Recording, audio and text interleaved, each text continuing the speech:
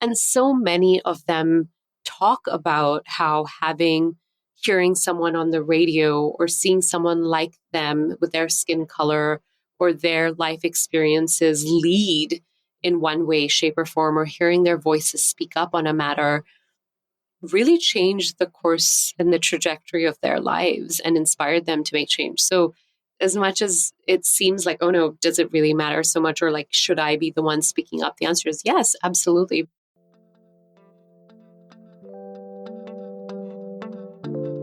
Three, two, one. Welcome to the Campfire Circle.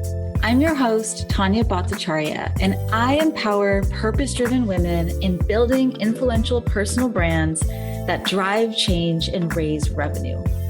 We all talk about getting a seat at the table, but why though?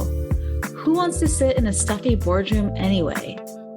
Let's reimagine the ultimate space of leadership as a campfire circle, where we share stories that inspire movements, build brave communities to huddle together with for warmth, and where there is always room.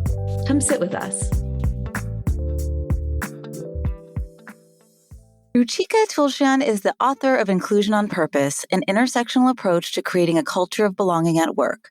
She's also the founder of Candor, a global inclusion strategy firm, and a regular contributor to Harvard Business Review and the New York Times. Ruchika wrote a paradigm-shifting article, Stop Telling Women They Have Imposter Syndrome, for Harvard Business Review with her co-author, Jodi-Ann Burey. The article has over 1 million views, has been translated into multiple languages, and is one of HBR's top most 100 read articles in history. And best of all, she says, people all over the world, and by the way, I am definitely one of those people, have shared that it has completely changed their relationship with the concept of imposter syndrome. Ruchika, I'm so grateful you're here. Welcome to the Campfire Circle. Thank you so much for having me, Tanya. I feel so thrilled that I'm here. And I think it feels a little bit like a homecoming because I do remember when the imposter syndrome article came out, you reached out to me. It was my first time ever on Clubhouse, actually, where I'd really spent time and, spoke on Clubhouse. And you invited me so kindly to, get the gathering that you do there, Jodi-Ann and I. And it just feels really nice to be reconnected right now. At that time, the book hadn't come out, so it feels great. That's right. That's right. That's one of the beautiful things about being able to be in these, really enriching relationships is getting to cheer each other on as we grow and come out with books and come out with new programs and just being able to really, really see each other grow. I love it. I love it. And so, Ruchika, there is no doubt. There's no doubt that you are a go-to trusted expert in the area of belonging and inclusion at work, and one who has inspired so many in these spaces. And so, can you tell me a little bit about your story of what you have grown through to become the guide that you are today? Mm-hmm. And, while I will accept and I will own that, yes, I am a guide maybe and an expert, even though it's taking a long time for me to do that, I really want to say that I build in connection and solidarity with other people who have been doing this work for a long time and on the foundation of many, many experts and leaders. I think what I'll start off by saying is my real connection to this work began, both the seeds were planted a long time ago. So I grew up as, a person of color and a minority in Singapore. So every single country I've ever lived in, any place that I've ever called home, I was always the outsider and the other. And that gives you a very unique perspective, one that I'm both grateful for and have obviously had a very hard time navigating to. And so I'd say the seeds were planted early of being someone whom could look into a space and say, who's missing and why is my voice not represented here? Why don't I have role models who look like me? Why don't others who are from other minority communities, why don't they have role models who look like them? Or why are they experiencing discrimination or bias? Or, I didn't have words for it back then, but already from a young age, I could see very clearly that there was a racial hierarchy. There was a gender hierarchy, the patriarchy, and then certainly reinforced very much more as I grew older. from a work perspective, it started, I was very interested as a business journalist, which is how I began my career and where my training is in, to tell the stories of especially women business owners and women leaders and people of color leaders. And I remember facing a lot of, pushback from my editors being like, are people really going to be interested in this story? And like, our audience doesn't care about this. Our readers don't really want to know what's happening, in terms of women in the workplace, and feeling really saddened by that. And then going through a variety of other experiences, both in the technology industry, now as an entrepreneur, which just reaffirmed to me that we really need to rewrite and reframe the narrative, that our stories don't matter, because obviously they do, but also secondly, that it's not that there's a lack of talent or a lack of ambition or a lack of hard work. I mean, none of those things are lacking in communities that have been underrepresented. The biggest barrier that most of us face is certainly bias, racism, and sexism, but it's also truly being overlooked and underestimated in every sort of, interaction in society and in the workplace. So that's really a little bit about my journey. That's beautiful. And, one thing that I've noticed recently, Ruchika, as, obviously I follow you on social media, I have seen that you have been amplifying and really using your platform to highlight the women that you've interviewed in the book. You're right. Stories are such a powerful tool for change. In my opinion, probably the most powerful tool that we have for change, because it provides insight into that lived experience, being able to identify that issue as somebody from the outside who hasn't necessarily had that same experience, and then take steps to correct it. I love that so much. I love that so much. Can you tell me a little bit too, to add to your story about, when we met, you had this viral article, you had this amazing platform.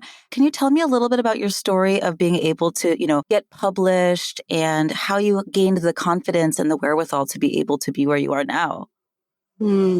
So I will say very clearly that without Jodi-Ann Burey and without us co-creating this article and this thought leadership, really, there is no way that I would be where I am. And, I state this very, very clearly. I've said this before, and I'm very, this is truly one of the mantras that I believe in life, that, it's an African proverb, which is, if you want to go fast, go alone. If you want to go far, go together.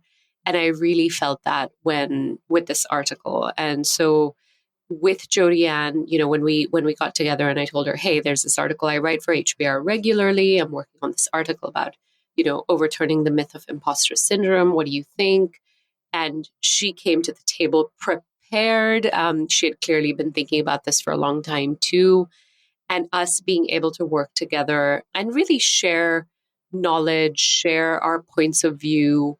And, it's just truly creating something magical because we created together. Because I've been writing for a long time. I had been a journalist, as I told you. I had certainly been writing articles here and there for the internet for a long time. But to have something go this viral, for people to say that it changed their relationship with themselves, with the concept of imposter syndrome, their relationship with their workplace, the ability to have candid conversations about confidence versus facing bias in the workplace and from people around the world. I knew that we had hit upon something monumental, and truly that's because we did it together. Oh, that's so beautiful. I really do believe that sometimes 1 + 1 = 3. And being able to really combine our brain trust creates something just so magical that has never existed before. And that's kind of the whole concept behind this Campfire Circle, right? It's like not about the competition and the scarcity that's present in sometimes in the boardroom table, but really about the beauty that happens when you're in community and those magical things that emerge when two brains come together and create something better than, the sum is greater than its parts, right? So. Absolutely. And Tanya, I remember when I was writing my first book, The Diversity Advantage, about women in the workplace, I kept getting asked, like, oh, but do you have a chapter on how women don't support other women? Even really powerful women at that point that I was writing, that I was interviewing for the book. And it was really surprising to me. I thought to myself, like, what do you mean? And then I started realizing that indeed so many of us had and have been, socialized to consider each other our competition, and think about this as a zero-sum game. And what I started realizing that it isn't that women inherently don't support each other or women of color don't inherently support each other. It is when you are operating in systems where you are shown there's only room for one, you're going to get out those sharp elbows. You're going to say there's only one spot, so I'm in competition with you to get to that other spot. So one of the things I feel passionately about as an entrepreneur and someone who largely operates outside of traditional corporate structures is the ability to say, like, no, I'm creating a different workplace and I'm creating a different paradigm where I'm not in competition with you, right? We work together. I rise, you rise, and that means I'm rising too. Ah, that's exactly right. That's exactly right. And there's so many things you said that are so great that I want to touch on. One of which being realizing that the systems that we live in have conditioned us to be in that competitive space. It's not an innate thing. It's very much not an accident that we do this. But when we are able to maintain that practice of inclusion, we can begin to lift the veil and see, oh, wait, actually, this isn't it. And we can create a new way forward. So I think that's a good segue into speaking to a little bit about your book, which, as you can see, the listeners can't see. I'm in the closet, working from home issues. But normally I have a copy of your book next to my desk and it's so Thank you. dog-eared. Well, and I should actually take a picture of this and show it to you. It's actually funny. I've dog-eared so many pages that it doesn't actually work. Like every page is dog-eared. So it doesn't. So now I've started dog-earing the bottoms of the pages that are like Oh my extra gosh. good. You're making me blush. This is such a big deal. Thank you so much. This really is very surreal, I will say. Mm. And it means Mm. so much. I mean, it means so much more. People are like, oh, but your book isn't a New York Times bestseller or it didn't sell these many copies or whatever it is.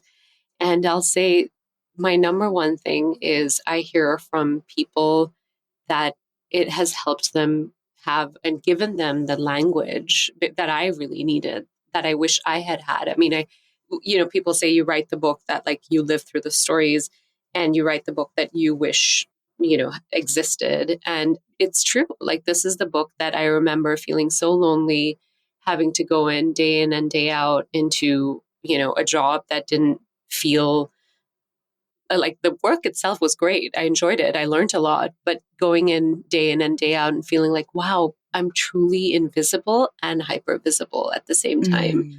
And then even as an entrepreneur, even till recently, sometimes having moments where I'd just be like, did they just not hear me? Did they not see me? Did I say something that was so absurd? And so these are the moments that I live for. These are the moments that I wrote the book for, honestly.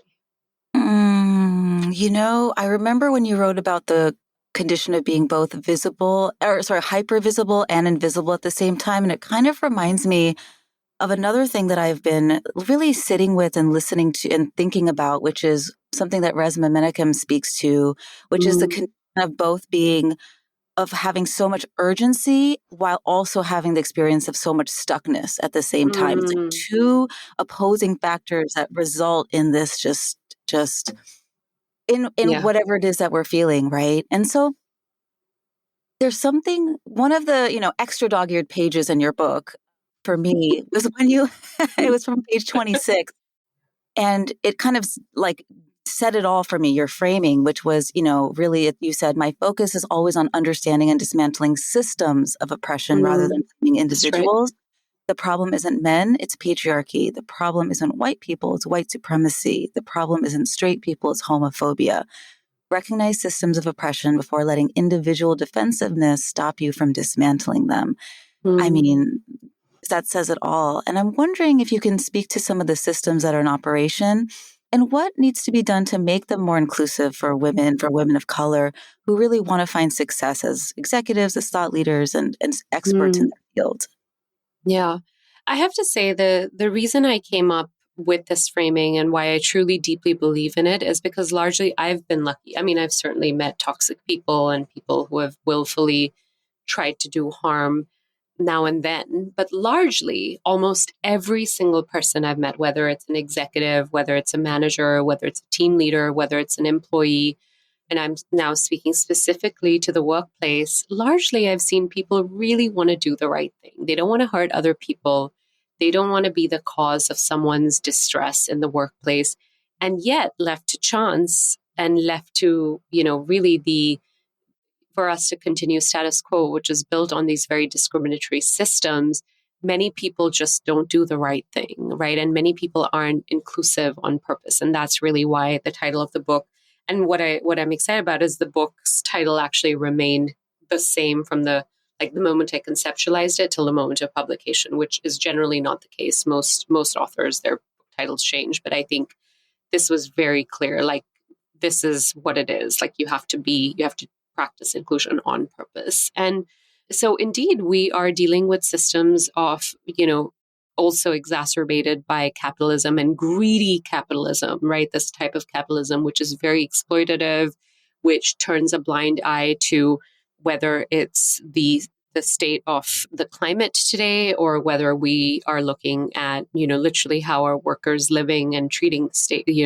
poverty and hunger and exploitation of different countries. So there's definitely the exacerbation, capitalism and hypercapitalism certainly exacerbates all of that. But really at its core, systems of oppression are rooted in separating people out by what I really call arbitrary markers of difference, right? I love the work of Angela Saini. I interviewed her for the book. I, loved her books, Superior and Inferior. And Inferior looks at like the science of are women and men. And again, looking at gender as a binary, although, she's much more inclusive in her book. But even if you look at the science of sort of gender as a binary, men and women, are we very different? Are we so different? Are we so biologically different that's the reason why, men succeed in the workplace and women don't? And of course, the science says, nope, there's actually very little difference, even down to the biology. The differences are so minimal, right? And then her next book, Superior, about race science and the frightening return of race science, same thing. People of color and white people, again, a very arbitrary difference when you bring it down to the genetic level. And in fact, what her and I talked about is there's often more genetic variance in the same, quote, type of people. Like, for example, I'm South Asian, you can be South Asian, and there's often more variance genetically between you and I than there would be between I and, for example, someone who presents as white or presents as Black. So again, these arbitrary markers of difference have been completely overemphasized, right, to create differences in society. So I would say really today, the two biggest systems of oppression that exacerbate and compound with each other are racism and sexism. And that's why the book really focuses on intersectionality and the experiences of women of color in the workplace. So I think for one of the reasons why I wrote this book is because I want women of color to know it's not in your head.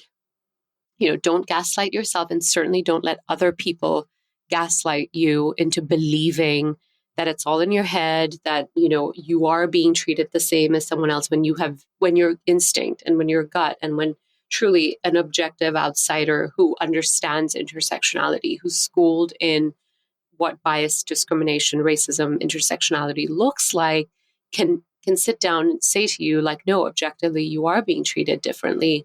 And that knowledge is really powerful, because what most of us really need to do first is get really clear and comfortable in our own hearts and in our own minds that this is what I'm facing, right? And then from there, take action. Do you bring it up to your manager? Do you talk to HR? Most of the time, the answer is no, do not talk to HR. Unfortunately, it can be very detrimental, especially as a woman of color. If you remember reading Ijioma's fantastic foreword for, inclusion on purpose, really don't go to HR. And then, or is it, you stepping out of that workplace, that industry, maybe out of a corporation and corporate life altogether, right? Maybe changing trajectory, maybe becoming an entrepreneur. And so I really wanted this book. I really want for women of color who are ambitious to know you don't have to contort yourself to such an extent that you become unrecognizable. I have been there, and it's important to get so comfortable in your own self that when you're facing these issues, you are able to name them. You're able to really say, like, this is what I'm facing, and then get comfortable with saying, I want something new for my life, right? I want to Mm. create the type of life that gives me joy and purpose and meaning. Because without all of us feeling that way, that our lives give us joy, our work lives give us joy and meaning and purpose, we're not going to be able to activate that for other people and other women of color specifically. That's exactly right. And I have been there too. And one of the things that really stood out for me in the not second edition, but like the part 2 of yours and Mhm. Jodi-Ann Burey's Yes. article, Stop Telling Women They Have Imposter Syndrome, was a statistic that was listed about the number of women of color who are starting businesses. And the number, I don't remember the number off the top of my head, but it was huge. It's a huge number. I will say that for a number of years, the fastest growing demographic who are starting businesses in America are women of color. And this is not new information. What Mm. is new information, or what I think is finally getting talked about a little more, is unfortunately a lot of these women of color owned businesses, women owned and women of color specifically owned businesses, often hit very, very low revenue goals. I think the number is, the majority of them make less than $50,000 a year. So that's very little to run a business, honestly. And then on top of that, the majority of us, of women of color owned businesses, don't get growth capital when we most need it. So growth capital is not venture capital, right? It's not like the top end of, can your company make millions and millions and grow exponentially in that way? But rather, do you have the support you need to hire your first employee, or to invest in setting up a website, or to, like literally pay for a business license? And these are the things that unfortunately women of color really, really struggle with. So the statistic of who's starting businesses, very high. Women of color really excited by this information. But I think a conversation that we aren't having enough is, how do we support these women of color entrepreneurs as they clearly create jobs and, build into the economy? Absolutely. Absolutely. Everything you just said is so, so spot on and so right on.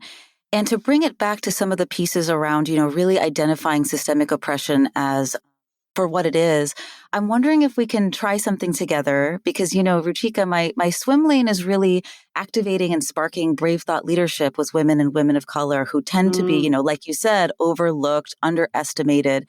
Yet they have the lived experience, the passion, the expertise, they have everything that they need. And so one of the foundational things I do with people, with my clients, is after establishing kind of their vision and mission, is identifying some of the protective responses to systemic Mm-hmm. oppression, right? That Mm-hmm. maybe serve as a barrier for fully embodying that vision.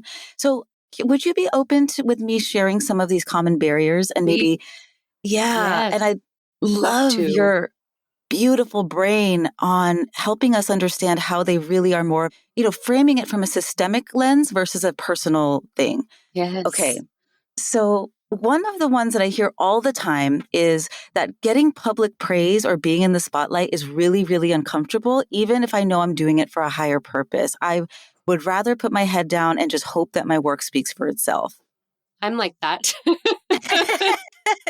So, too. I really, really, really struggle. And this is probably, talking about myself, talking about the book is, right up there with some of the things I enjoy doing the least in the world, but understand the necessity of being found and creating community. Yeah. And I think being in systems that tell us that our voice doesn't matter. I mean, for me, it's compounded, right? Because I grew up in a very traditional conservative with a small C household in Singapore as part of the Indian diaspora, where specifically women in my community did not work outside the home.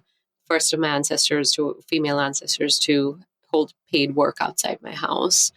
And so for me, part of it is that, and then compounded by certainly going through school as a racial minority, and then going through college in the UK as as a racial minority, and then obviously coming here to the United States and still being underrepresented. So I think for a lot of us women of color, just not seeing role models like us, not seeing, our voices, like constantly being told like our voices don't matter and like there's no room for you here, then having to suddenly, for those of us who get a little bit of prominence, I speak for myself here, there's a real cognitive dissonance because for the last few decades you've been told like actually your voice doesn't matter, like don't speak up, all of those things, and then suddenly you're asked for your opinion, or you're asked for your thought leadership, or you're asked to bring your voice out into the world. And I think that's overcoming that barrier is very, very hard emotionally and mentally. And what helps me through it really is not only, yes, my voice matters, etc., but really the opportunity to find and connect with community, to really find people who hear me, who see me. I mean, there's nothing better than it. There's nothing better than that. And there's nothing stronger than that, because again, it's about being able to recreate a world that maybe doesn't quite yet exist out in the open, but we can create our own like little mini versions of that. And as we do that, it ripples out and changes the world. That's such a good answer. That actually really helps me a lot. So thank you for that. Hey, if anything you're hearing today inspires you to get more visible as a go-to trusted voice for your audience and drive change towards your deeper mission, I've got something for you. LinkedIn is my favorite place to share my stories and build relationships with my co-conspirators and brand new friends. So I put together a free resource with 14 prompts to create your next post on LinkedIn. Take all the guesswork out of what to say and just start building your impact and influence. Be sure to tag me in your post so I can come by, cheer you on, and amplify your message. You can find those free prompts in the show notes. Okay, back to the episode. I just want to say, like, I have the immense privilege of now hearing from, and sometimes when I get invited to speak, like I've spoken to women who work for NASA. I've spoken to, various groups at very well-known organizations, some, hospitals and doctors and healthcare workers at this time, in a once-in-a-lifetime pandemic.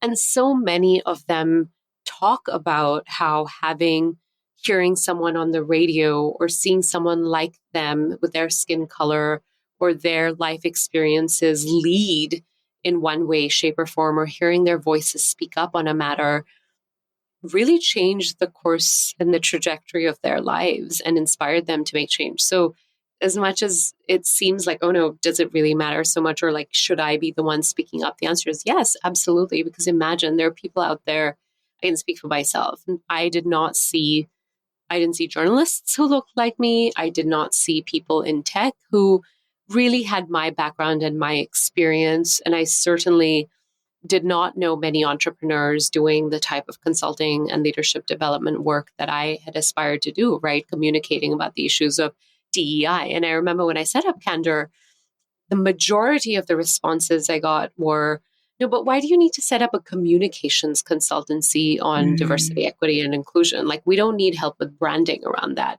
Now they do, and now it's too late. But back in the day when I set it up, people are like, I don't understand what you're trying to do here. Like, are you like an HR consultancy? And I was like, absolutely not. So I just think us living our best lives, being more authentic, as hard as it is, knowing that, again, we're connecting with community. That's what this work is about.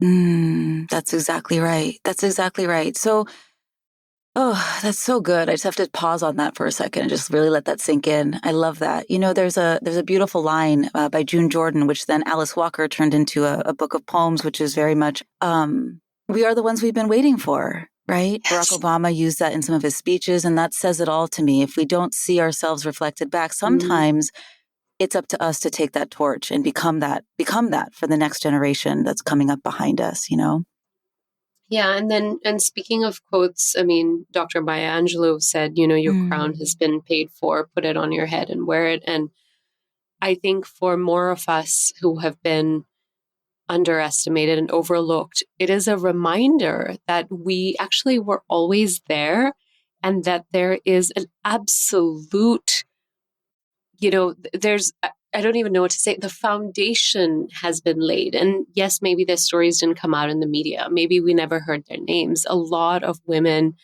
and especially women of color, have been rendered invisible by history. But they were there and they were fighting for us and they were creating the pathway. So more of us need to remember the crown has been paid for. Put it on your head. Make everyone before you proud and create those paths for the ones coming ahead, behind you, rather. So good. So good. Oh, okay. I want to ask you one more of these types of questions where it's one of those barriers, mental barriers that comes up often, which feels often like a personal thing, but it's actually a systemic response. Yes. So I have like a whole list here, but I'm just going to ask you one more because this is I'll one I try hear and be often. succinct, because if you want to do more, no. like I know Well, I'm going I off could just on a listen. I could just listen to you talk all day. So I don't want you to be Thank succinct you. because so many gems just fall out of your mouth as you share. But what about this one?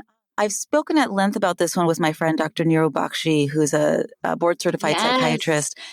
Yes. And it's amazing. Yes. She is amazing. And one of the things we've talked about is this feeling like, gosh, if we take a stand for something, it might feel like we're speaking for or on behalf of a group of people. Like if I say this, I'm speaking on behalf of all South Asian people.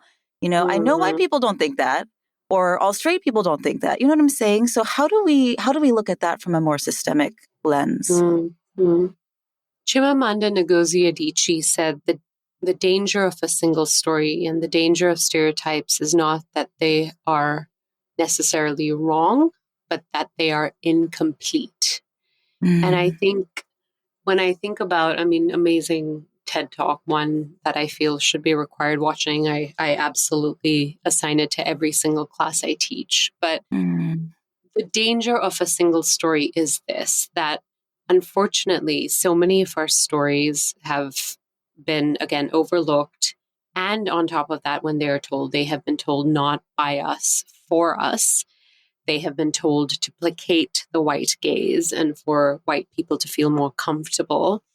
There are a ton of stereotypes that are running around. And so many of us have been flattened into, flat characters, essentially, people who speak for your entire population. Whereas, as we know, for people in the dominant majority, there are many ways, right? Like I talk about this in leadership all the time. I talk about this when I talk about leaders. For male leaders, you can be an Elon Musk, you can be a Steve Jobs, you can be a Satya Nadella, you can be, you can be a Jeff Bezos, you can be a Bill Gates. All of these, quote unquote leaders have very different styles and they're all acceptable. Whereas for women leaders, and here we really talk about white women are, the ones who are majority in corporations are the majority of who's being represented. There is a very narrow definition of how you need to show up, what you need to wear, how you need to speak. They have to go through a ton of coaching, executive presence and all these coded words and concepts. And so what starts to happen again is not seeing yourself represented. It really takes a toll on all of us, right? And that concern and that fear of having to be perfect, right? Because we're representing every single person. What a burden. How exhausting. And I think it's very important for us to A, let that go, and B, if you need to, then qualify it. I always add this caveat. People will say, oh, but culturally, like you come from a culture where women don't have a lot of rights. And I'll actually say, absolutely not. We had my ancestors are from India, where we had a female prime minister back in the 1960s. Can't say the same for the United States, for example. At the same time, I do caveat. I say there are stereotypes about, the docile and the submissive South Asian Indian woman that unfortunately I certainly grew up with, and I certainly grew up, internalizing and having to navigate and fight against for most of my life. And I add the caveat, India is a country and diaspora, it makes up more than 1.1 billion people in the world. So you are going to see very many different types of ways of being, right? And that nuance is super important. There is nuance and complexity to this. So for me, I think for all of us navigating this, that fear is real. It's valid. It's unfortunate because of the reality of not having enough of our stories told. And hopefully, as more of our stories come to light, we'll feel less of that pressure. And it's okay if you feel that pressure to name it and also frame that caveat, right? Like, this is my story. This is what I have observed. And it's different. And I don't speak for everyone who has the same skin color as me or, comes from the same identities. Yeah. Yeah. And something that we were talking about earlier before I think we started the recording was that how, well, first of all, I love how you have really positioned this work as a practice, this work of inclusion as a practice, as a daily practice. My kind of roots, my professional roots were in, addiction recovery and, being able to manage this one day at a time for the rest of our lives is actually the way forward, right? It's not something that's going to quickly change. I think inclusion is a practice. So I'm just curious if you have any, I mean, I'm sure you have a lot of insight because your book is very much about this, but how do we take the gems that you just shared and really start to turn that into a habit for ourselves instead of, do you know what I mean? How do we make that an ongoing practice? Yeah. I want to talk a little bit about addiction. So one of the challenges I've struggled with, my response when things get hard and born out of, traumas I faced in my childhood is overeating and really not being able to have a healthy relationship with food. In fact, it took me decades to be able to get to any semblance of like being able to name, like, this is what's happening. This is why I'm not being able to like control and look at my food, in a healthy manner. And then the pandemic happened. And certainly during the pandemic, it was clear like what was happening. And I lost all semblance of like control of like, this is or even just being able to be mindful about like what's going on. And it took me until early 2022 to really get back to that level of like mindfulness, of looking at a healthy relationship with food. Speaking of addiction, I mean, it truly, what I realized and what I learned in my journey to get back into having a healthy relationship with food and not turning to it immediately as a trauma response was realizing how much of it is in that daily practice and almost in a, as we said before the recorder started, an hourly, sometimes by the minute practice, right? And so what I mean is, and I'm using food as an example because hopefully this is something that will resonate with everyone and then we can extrapolate it into inclusion. But really, there were times where I'd be like, okay, I'm going to be really mindful about what I'm eating. And then I would go off that track of what I was, what I wanted to eat and what I knew would be healthy and nourishing for my body. And then I would say, well, I kind of lost the plot there, so I might as well keep on going. Right. And then you go into a downward spiral of like, oh, this is just not going to happen for me. So I might as well not even try. I'm just going to give up. And I think sometimes what happens with inclusion is I see people doing that too. Like people will say, especially people in the dominant group will say, I tried, but then I got called out for this, or I realized like I made a mistake. So now I don't want to engage in this work anymore. And it turns into a downward spiral. And I think what all of us have an opportunity to do is, again, sometimes in a minute by minute practice, first, obviously, develop the intentionality and the awareness of what's missing, whose voices are missing, what are the experiences of people who have largely been underrepresented in terms of demographics and numbers and overlooked and underestimated because of those identities. What are their experiences in the workplace? What are the biggest barriers they face? And then again, both in a minute by minute and hour by hour approach, as well as a longer term holistic approach, understanding what are those practices you can develop to be more inclusive? What does it look like to amplify someone's voice who generally, doesn't get the platform or whose voice is overlooked or silenced, right? I see this all the time in meetings when I see people being inclusive and practicing, inclusion on purpose. What I'll notice is they'll say, they'll go out of the way to say things like, well, to amplify Ruchika's point, or to make Mm. this, to make this person's point, to even add to this brilliant thing that this person said. These are the ways that we can practice inclusion without it having to turn into this big effort, without it having to turn into something that, you get an award for. It really is your daily way of being. And my hope is once you see it, you can't unsee it.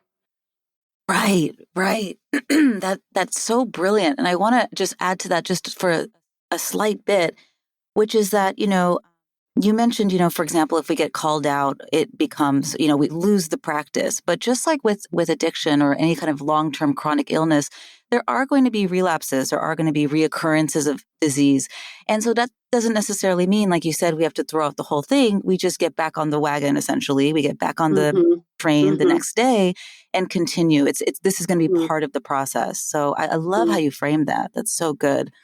And often the biggest growth happens in those moments, right? Like the Mm, biggest growth for me, even now, and I make mistakes too. I mean, I'm not, part of this work is nobody is born with the ability to be inclusive all the time. In fact, we're mm, hardwired, as I wrote in the book, we're really hardwired to look for similarities. Now, the thing is, before we were socialized to see race and see gender and all of these other forms of discrimination and separation, right? In the past, the way we were hardwired was to look for other humans and, keep animals in our hunter-gatherer days, like keep animals at bay, right? Like keep other yeah. animals at bay and look for people like us.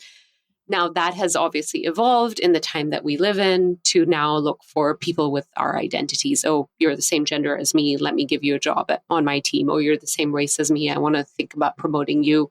Again, how much of this is unconscious? I think there's some debate in the DEI community about that. And I err on the side of, well, it's certainly my perspective is I think a lot of it that does exist is conscious, right? Or at least it may not be deliberate, but it's conscious. So Right. anyway, another conversation for another day.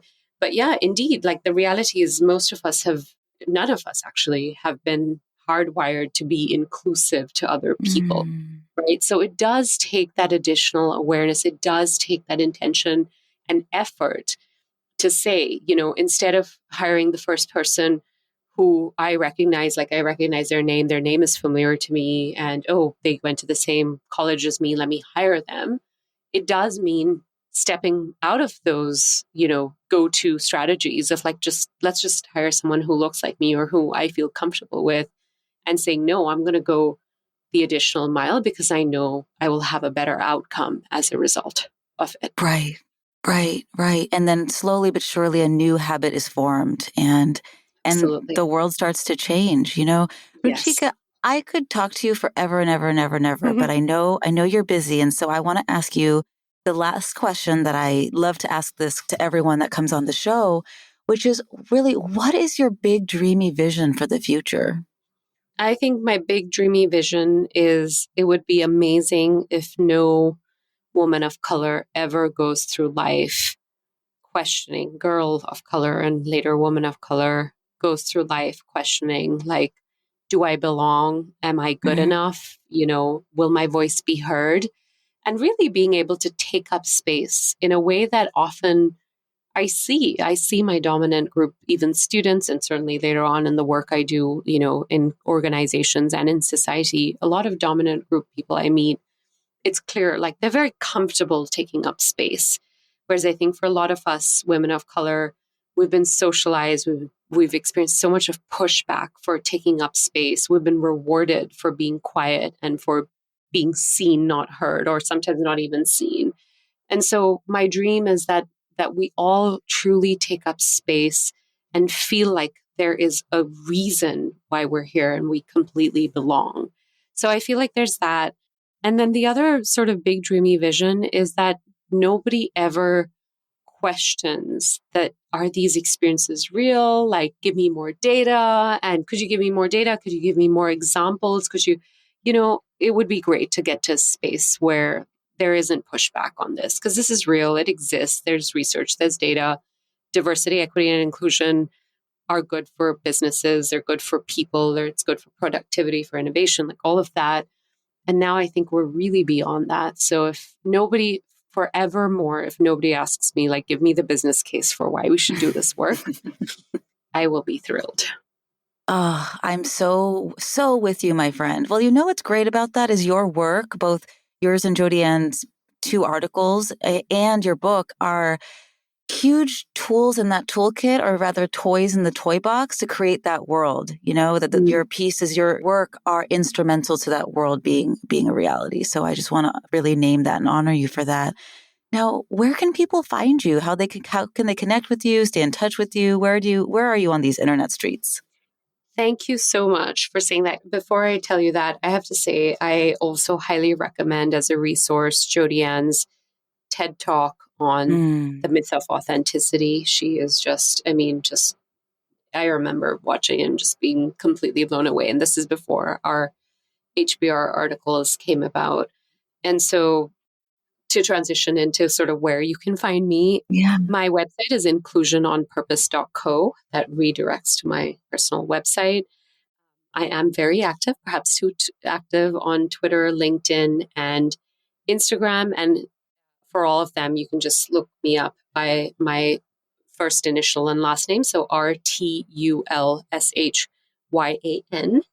And beyond that, like, I love hearing from people, even critical feedback, very open to it, but really, really love hearing from people. If you've read the articles, if you've read my book, if you have other things to say about other things that I've done, very open to hearing from you. Well, we will link to all of that in the show notes, and as well as Jodi-Ann's brilliant TED Talk as well.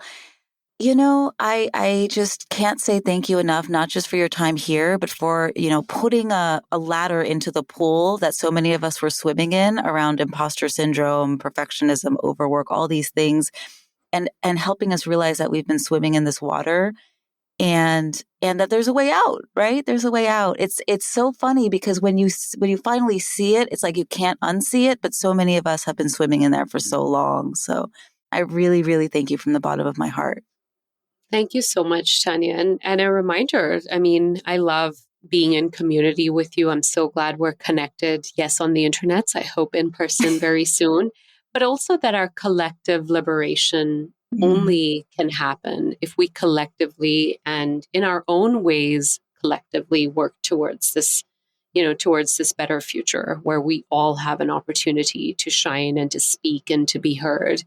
And so I'm very grateful for this platform. I'm really grateful that we get to be in community together and do this work together. Me too, because we are interdependent. That is for sure. And that's something we've got to remember. We've got to remember that.